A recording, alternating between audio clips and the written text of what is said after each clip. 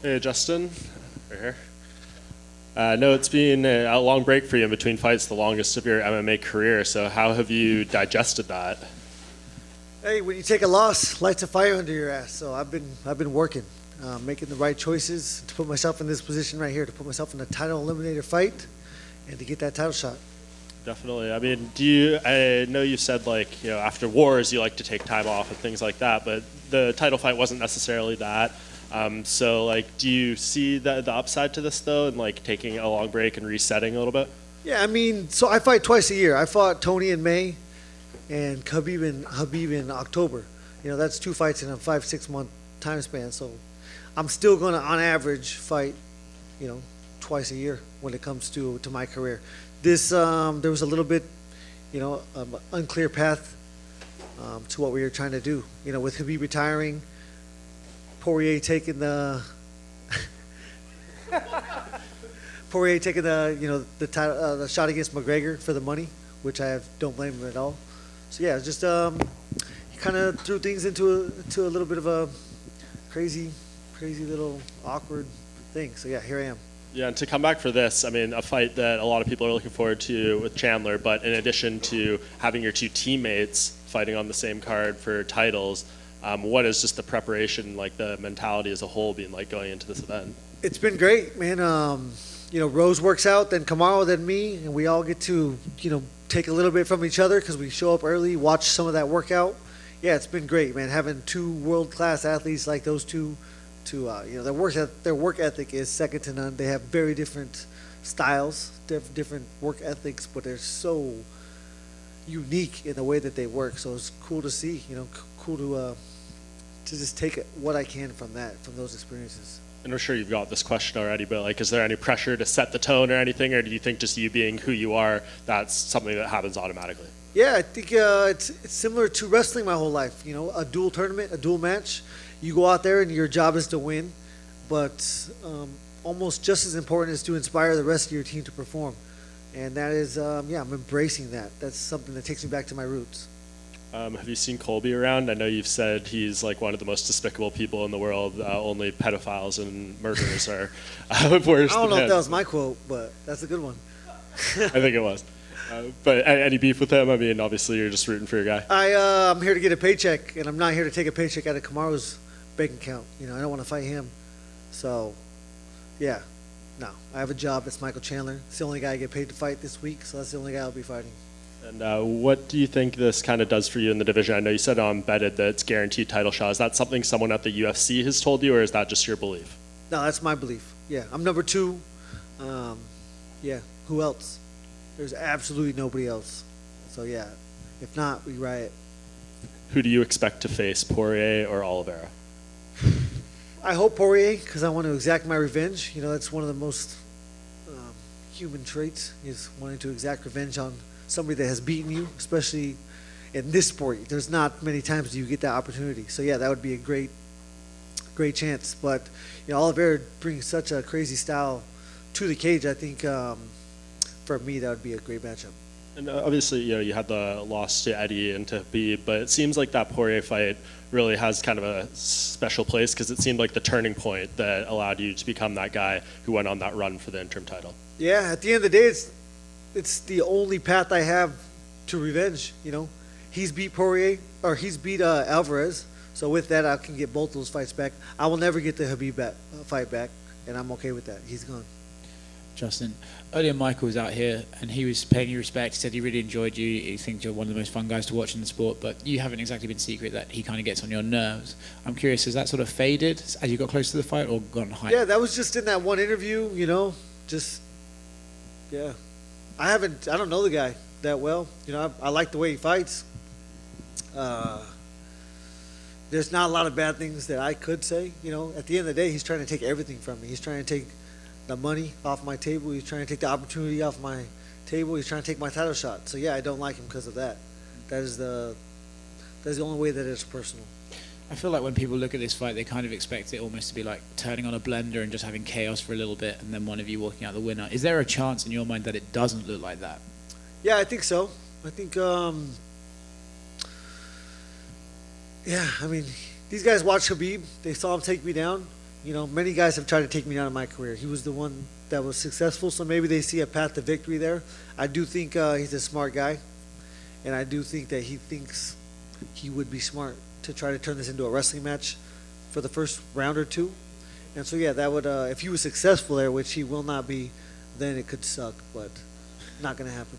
He said earlier that your leg kicks are obviously amazing, but he said your punches aren't that special. But obviously in your last few fights, your punches have been pretty special. You put a lot of guys away. Are you surprised he has that attitude? Yeah, I have 22 fights, 19 knockouts, 22 wins, 19 knockouts. I've knocked him out with my hands and my legs. So yeah, whatever. That doesn't make any sense. Yeah, I knocked. No one had ever finished Barboza. I put him out cold. Same with a few other guys. So I don't know where that would come from. You mentioned the wrestling there. I'm curious what you made of Islam's performance the other day. Yeah, it was impressive. It sucks for Dan. Late replacement. He wasn't the guy coming off a full camp preparing for Islam. That's what that was. And following that, what did you make of Daniel Cormier's performance in the post-fight interview? It was incredibly biased. Yeah. Do you think that's going to be a problem coming up with these guys? As fighters retire and become commentators, they still have teammates in the sports. They're going to kind of find it harder and harder to put aside that bias. At the end of the day, I love Cormier. I don't, I felt it was my job that night to tweet and call it out because that's what I saw. Outside that, it doesn't matter. I think he knows that he should be in an unbiased mindset when he's doing this, and that probably, I would hope that that's important to him. Thank you. Justin, to your left over here. Would you say that you've significantly improved your wrestling since the Khabib fight?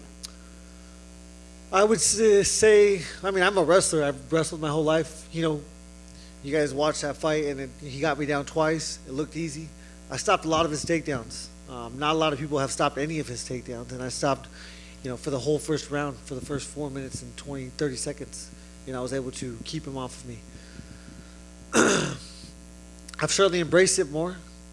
I've gone back and I've worked a lot more since that day. I've done a lot more grappling, that's for sure. Mostly for the cardio.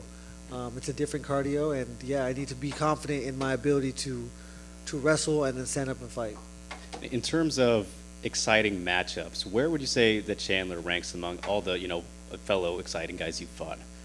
I'd say it's one of the most exciting. I don't think anybody has, no one's as explosive. He comes balls to the wall for the first round.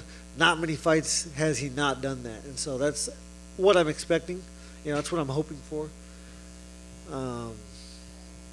He doesn't want to sit back and let me fight at the pace Tony Ferguson let me fight at, because I can do that all night. So yeah, he's going to have to make it a firefight, try to get me tired. One of us is going to get tired. Most of these fights, you guys have watched this for a long time.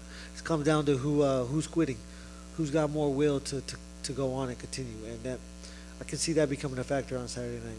And in regards to those wars that you've had, is there one that stands out to you as the most fun that you've had in there? The most fun? I was the most terrified of Edson. Growing up, when I was in college, wrestling, before I ever thought I'd fight in the UFC, I was watching this dude spinning back kick and take people to the shadow realm. I remember playing poker with my guys. I was fought in World Series, and he fought somebody, and I think he was when he fought Benil Dariush. We were watching it playing, and I told all the guys, I'm gonna fight that guy one day, and everyone's like, "You're crazy." I was like, "No, I'm gonna fight him." And then I got lined up against Edson. I was like, "Oh shit, what the fuck am I doing?" And then to go out there and knock him out, and I was a better leg kicker than him. My distance management was better, and I was able to land that shot and put him out, and that was a fun night for me. Best of luck, Justin. Thank you. It's no secret that Kamaru used to train at Sanford with Michael Chandler.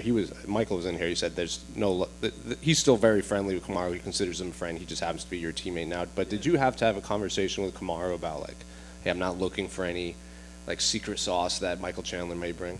No, there's no such thing as secret sauce. You got to be perfect for this one's 15 minutes. Usually it's 25.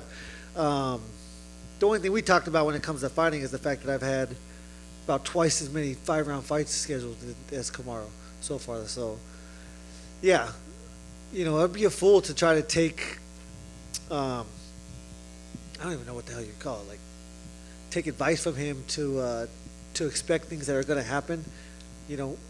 it's so fast. You're dealing with less than seconds and less than centimeters. So none of that matters. I have to be perfect, be my best self. And if he could beat that, then more props to him. Hey, Justin, right here. So I think you've made it very clear you were waiting for the right opportunity, and even if you wanted to stay active. But I was wondering, just you're pretty hot right now. You've been one of the top lightweights. Is there anywhere you're like, I didn't fight for a year. This is a year of my athletic prime and all that in the fight game. Was there any just like worry about that? Because that's a long time to be off at a time when you're at the top of the game. Yeah, no, not necessarily. There were things that needed to be corrected, and I needed time to do that. So, again, a loss like that will light a fire under any competitor's ass, and that's what it did for me. I went there and I started to work. So I think I needed it. Hired a nutritionist, a chef. There's a lot of things I've done different. Yeah, the older I get, the less forgiving some things are. So, yeah, I got to take the time, take care of the body. And, again, I fought 2 times in a 5-month period. So, I had this break was somewhat natural. You, Benil Dariush, Islam, all managed by the same guy, all of you guys in the same weight class and doing very well. What can you tell me about how Ali does approach you guys about sorting all that out? Because obviously you got to do your thing, but, there's almost like a conflict a bit. Yeah, I've never talked to him about it. Never brought it up. Never had it brought up to me. Yeah, he works for me, and he works for them, but they're different businesses. So yeah, he needs to run each one accordingly. Yeah, I don't know. If I would have seen him being like, yeah, DC, I agree, then yeah, I would probably have been pretty fucking pissed off. But he knows that wouldn't be the professional thing to do. He's a great manager. He's a professional, and loyalty runs a long ways. And I've probably been with him the longest, so we'll see. We'll see how this goes. I'm number 2. He's Benil's number 3. I love that dude. Islam's number 5. Like that dude. Hey, he wins, you get a backup shot. Who? Oh, I know that. Yeah, exactly. Or we riot, and he's right next to me rioting. So it is what it is. I trust that. I trust that if I was to get snubbed this time, that he would go to war with me like we need to. 100%. Nice jacket. Thank you. Justin over here on your right. So you had a few after the Poirier loss, which was only the second loss. Obviously, he's not going as well. You changed quite a bit defensively in how you seem to approach fights. So it was a lot more educated in terms of not just walking through the strikes to land your own, but to evade and to obviously still hit the opponent. Can you talk more about some of the changes you made after that fight to where you are now? Yeah, I think both of those to Eddie Alvarez and to Dustin Poirier, there were very similar instances in which I lost. And they were exactly what you explained. My mindset was, let's see who could take more, And once I took those shots and understood that you cannot let these guys that are this good hit you, at certain times, then, defense becomes more of a tactic. So yeah, it's something that coach was trying to instill. And honestly, with the footwork that we have worked since day one, I was always able to do that, but my mindset did not allow me to. And so yeah, now with that, with experience, you make better choices. So I think I'm just making better choices. Hey, Justin, you keep saying it lit a fire under you after the loss to Khabib. Do you ever think about, the months after, will he retire or come back, or was he just retiring in the ring and then he'll come back? Do you ever think about if he did, would you want that rematch? Does it weigh a lot on your mind, that loss to Khabib, and do you think a win here would put that behind you for good?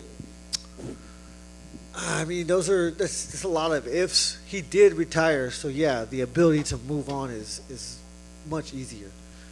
If he was still here, would I want to fight him? Still, absolutely, but that's just not the case. And this is the most important fight in my career right now. With this, I get a title shot in the fight to be the number 1 dude in the world at 155, and that's all that matters. Okay, and Eddie Alvarez predicted that you will knock out Chandler in this. What's your prediction for the fight? I don't know. Someone's getting 50,000. I don't know if both of us or one of us, but someone will. Justin over here on your right. So we've heard you say a lot this week that you're going to get a title shot if you win this fight. And even Michael Chandler said he had his doubts about that. He didn't know if the UFC told you that specifically or if you assumed that in your own head. Has the UFC given you any indication that you'll get a title shot, or your manager, Ali? If he's talking about himself, then I could see that. I mean, even if he wins, they probably won't give him a title shot. I could see that, but, you know, that's just because it was perfect. The only reason he got the first one was perfect timing. Perfect timing. But yeah, I don't know. I think I already said it. If I don't get the shot, we riot. You know, we go to war.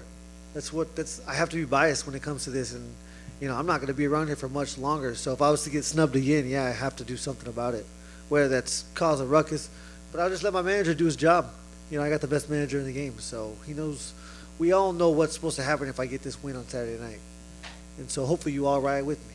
All right, thanks, Justin.